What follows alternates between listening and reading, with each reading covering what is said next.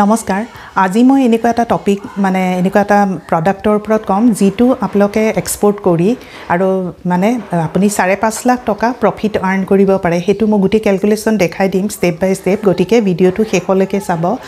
আৰু এইটো এনেকুৱা এটা প্ৰডাক্ট যেটো প্ৰডাক্ট মানে ইণ্ডিয়াৰ মনোপলি হয় আৰু বাহিৰত এইটো মনোপলি মাৰ্কেট আছে গটিকে আপোনালোকে এই ধৰণৰ প্ৰডাক্টত মানে কাম কৰিব পাৰে এক্সপোৰ্ট কৰিব পাৰে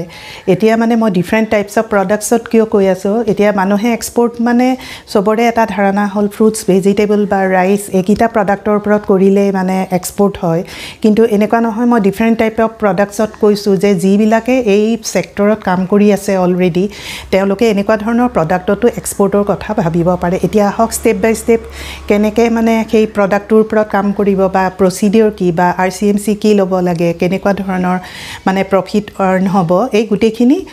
মানে মই কম গটিকে ভিডিওটো আপোনালোকে শেষলৈকে চাব আৰু এইটো কাৰণে আপোনালোকে সিস্টেমটো শিকাৰ দৰকাৰ আমাৰ ইনষ্টিটিউটত অনলাইন অফলাইন ক্লাছ হৈ আছে জয়েন কৰিব পাৰে কন্টাক্ট নাম্বাৰ দিয়া আছে এতিয়া আহক আমি ভিডিওটো আৰম্ভ কৰো যে এই প্ৰডাক্টটো হৈছে মনোপলি প্ৰডাক্ট হাৰিটো আপোনালোকে মানে পৃথিৱী বিভিন্ন দেশলৈ অলৰেডি এক্সপোৰ্ট হৈ আছে এতিয়া আহক আমি কি দেশলৈ এক্সপোৰ্ট কৰিব পাৰো এতিয়া নাম্বাৰ 1 হৈছে ইউএসএ আৰু নেপাল যায় তেনেকৈ মই শিপমেন্ট বিলাকৰ ডিটেইল দি দিছো যে ইউএসএ কিমান লয় বা নেপাল বা কোন কান্ট্ৰি কিমানখিনি হয় হেখিনি আপোনালোকে সালে গম পাব যে কিমান শিপমেন্ট অলৰেডি এই হাৰি প্ৰডাক্টত হৈ আছে আৰু এই হাৰি প্ৰডাক্টটো মানে আপোনালোকৰ ইণ্ডিয়াৰ টু এটা মনোপলি মাৰ্কেট হয় আৰু ইণ্ডিয়াৰ প্ৰায় ম্যাক্সিমাম হয় আৰু আমি এনেকুৱা কান্ট্ৰি বিলাকত টাৰ্গেট কৰিব পাৰো যিবিলাক আমাৰ ইণ্ডিয়ান মানুহ এভেইলেবল আছে গটিকে তেনেকুৱা ধৰণৰ মানে কান্ট্ৰি বিলাকত আপোনালোকে এই প্ৰডাক্টটো টাৰ্গেট কৰিব পাৰে এতিয়া আহক আমি গভৰ্নমেন্ট বেনিফিট কি পাও হেখিনিৰ ওপৰত ডিসকাস কৰো এতিয়া আহক গভৰ্নমেন্ট বেনিফিট এতিয়া ডিবিকে যেটো ডিউটি ড্ৰবেক হেতু 2.8% আৰু জিএসটি 5% আৰু আইএস 3% যদি আপুনি মানে এমএসএমই আপোনাৰ ৰেজিষ্ট্ৰেচন থাকে তেতিয়াহলে 3% আৰু মাৰ্চেন্ডাইজ হলে আপুনি 2% মই ডিটেইলটো দি দিছো আপোনালোকে চাব পাৰে যে কিমান গভৰ্নমেন্ট বেনিফিট আপোনালোকে এই প্ৰডাক্টটো এক্সপোৰ্ট কৰিলে মানে লাভ কৰিব পাৰিব আৰু গটিকে মই কান্ট্ৰি বিলাক দি দিছো অলৰেডি কোন কিখন কান্ট্ৰিলে আপোনালোকে পঠাব পাৰে এতিয়া মই ক্যালকুলেশনটো দেখাই দিম যে সাপোজ আপুনি এতিয়া ইণ্ডিয়াত এখন হাৰি কিনিবলৈ হলে 400 বা 450 টকাৰ ভিতৰত আপোনালোকে পাব চাওক মই ইণ্ডিয়াত আপোনালোকে এখন হাৰি কিনিব হলে 450 টকাৰ ভিতৰত আপোনালোকে পাই যাব মই হেতু ম্যাক্সিমাম ভ্যালু ধৰিছো কাৰণ হেতু যেতিয়া আপোনালোকে বাল্কত কিনিব তেতিয়া হলে আপোনালোকৰ অলপ দামটো ডেফিনেটলি কম হ'ব বা আপোনালোকৰ সোৰ্সিংৰ ওপৰত হেখিনি নিৰ্ভৰ কৰিব এতিয়া হওক যে আপুনি 450 रुपीजত মানে আপুনি অৰ্ডাৰটো পালে 4000 এতিয়া মই ক্যালকুলেশনটো দেখাই দিছো 4000 পিস আপুনি 450 কে কিমান হ'ব হেখিনি ক্যালকুলেশন কৰি লওক আৰু মানে মই ক্যালকুলেশনটো দেখাই দিছো আৰু নেক্সট মই প্ৰতিটো ভিডিওত কৈছো 1 লাখ মানে গুটে আনুষঙ্গিক খৰচ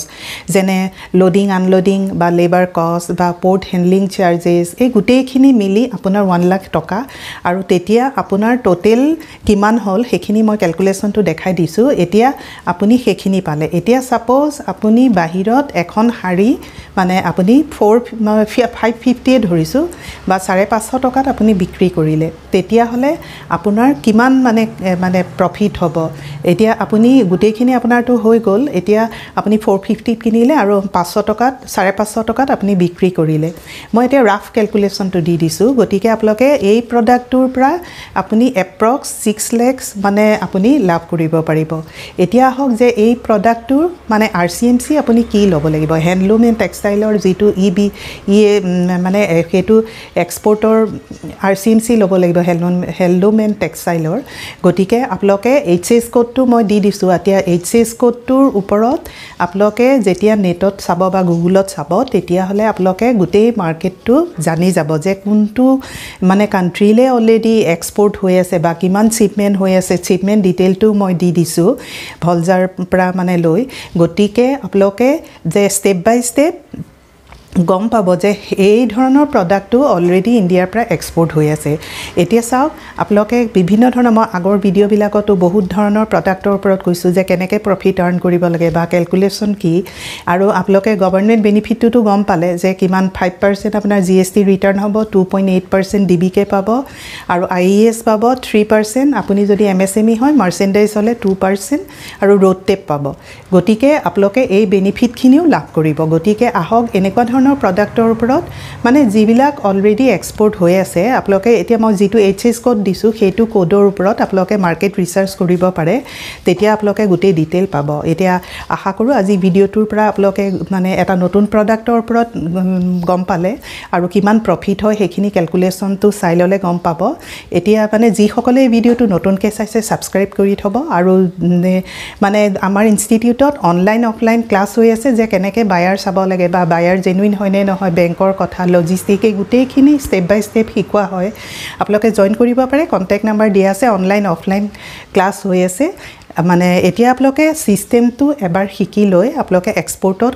কাম আৰম্ভ কৰিব পাৰে কাৰণ প্ৰসিডিউৰটো এবাৰ জনাটো দৰকাৰী কাৰণ সিস্টেমত আপোনালোকে গোটেইখিনি A to Z শিকিবলৈ পাব যে প্ৰ্যাকটিক্যালি আপুনি বস্তু এটা বাহিৰৰ দেশত পঠাবলৈ কি ধৰণৰ আপুনি নলেজ থাকিব লাগে বা তেতিয়া হলে আপোনাৰ কনফিডেন্ট মানে আপুনি প্ৰডাক্টটো খালি ফাইনালাইজ কৰি ললে হ'ল বা প্ৰডাক্টত আপোনাৰ ষ্ট্ৰেংথ আছে বা প্ৰডাক্ট এভেইলেবল আছে